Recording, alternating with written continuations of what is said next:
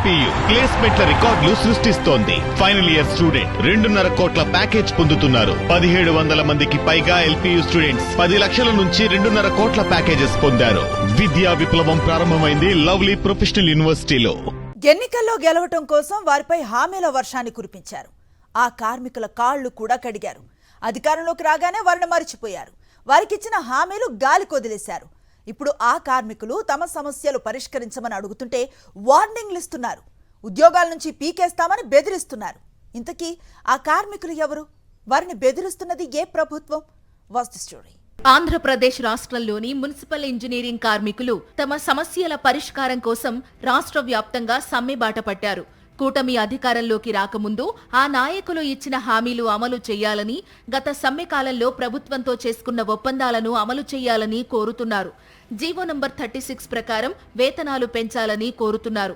ఎన్నికల సమయంలో చంద్రబాబు మున్సిపల్ కార్మికుల గురించి మాట్లాడుతూ తాము అధికారంలోకి వస్తే రాష్ట్రంలోని కార్మికులందరికీ సంక్షేమ పథకాలు అమలు చేస్తామని, కనీస వేతనాలు ఇస్తామని హామీ ఇచ్చారు.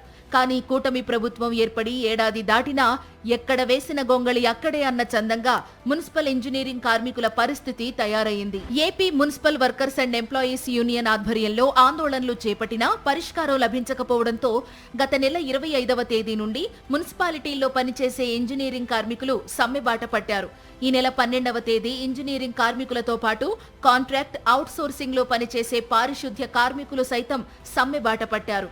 ప్రజారోగ్యం, ప్రజల అవసరాలను దృష్టిలో పెట్టుకుని కార్మిక సంఘాల నాయకులతో చర్చలు జరిపి సమస్యలు పరిష్కరించాలని ప్రభుత్వాన్ని కోరుతున్నారు. పోరాటంలో ఉన్న వారికి నోటీసులు ఇస్తున్నారని, అరెస్టులు చేస్తామని బెదిరిస్తున్నారని, ప్రభుత్వం బెదిరించినా వెనకడుగు వేసేది లేదని మున్సిపల్ వర్కర్స్ స్పష్టం చేశారు. వచ్చే సోమవారం వరకు మాత్రమే సమయం ఇస్తున్నామని, ఆలోపు మంత్రి గతంలో హామీ ఇచ్చిన విధంగా జీవోలు ఇవ్వాలన్నారు.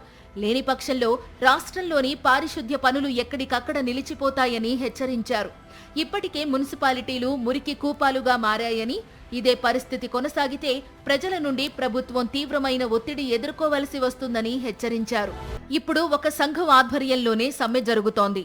ప్రభుత్వం మొండి వైఖరి కొనసాగితే ఇతర సంఘాలు కూడా సమ్మెలోకి ప్రవేశించేందుకు సిద్ధమవుతున్నాయి. అదే జరిగితే పారిశుద్ధ్యంతో పాటు మంచినీరు, విద్యుత్ సరఫరా కూడా పట్టణాల్లో నిలిచిపోయే ప్రమాదం ఉందనే ఆందోళన వ్యక్తమవుతోంది.